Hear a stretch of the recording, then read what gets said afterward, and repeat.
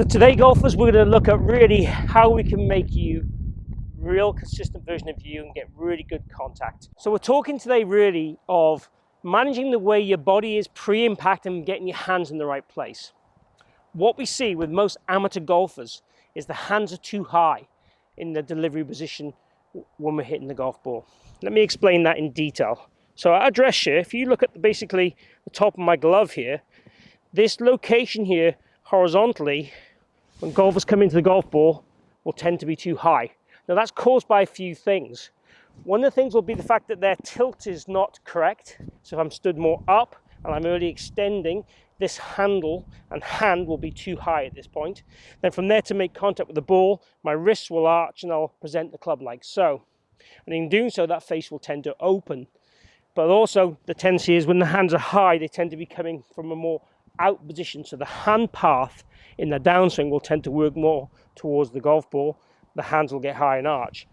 So really what we're trying to do is get these hands low pre-contact. And as a benchmark, the position we start at, we pretty much want to be the same kind of height in this kind of last parallel with the shaft position. That's what we're going for. But I would say to you, as an amateur golfer, you probably can't exaggerate that enough. So if you were there and tried to almost feel, okay, can I get my hands to the floor? It won't do you any harm because your brain's going to be telling you all the way through this, I want to get to that golf ball. And from there, you're then going to turn and push up, which would be a great way of feeling you use the ground.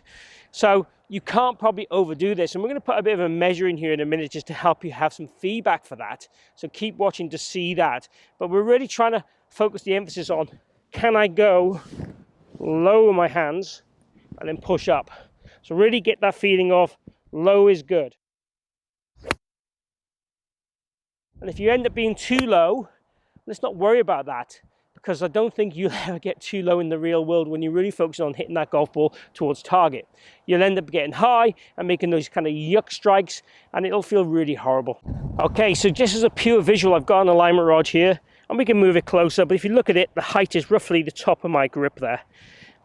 I've got it slightly angled so it actually gets perhaps a little bit lower in the 3D world at contact.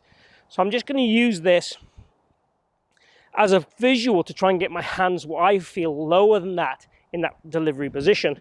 So the practice swings, that feels a long way down, I've got to be honest. But the more we kind of hinge from here, feel like we're getting our chest to the floor or bum back, all those things, get this rib cage facing down to the ground, all those things are kind of what we want to feel and try and activate to get this action. So we would just, again, make practice swings. And again, at home, you could perhaps use your sofa. Swing down and get your hands onto basically the seat of a chair or the sofa and just feel, okay, yeah, that feels low. Don't tip forward, still keep balanced and centered in your feet. Rib cage down to the ground.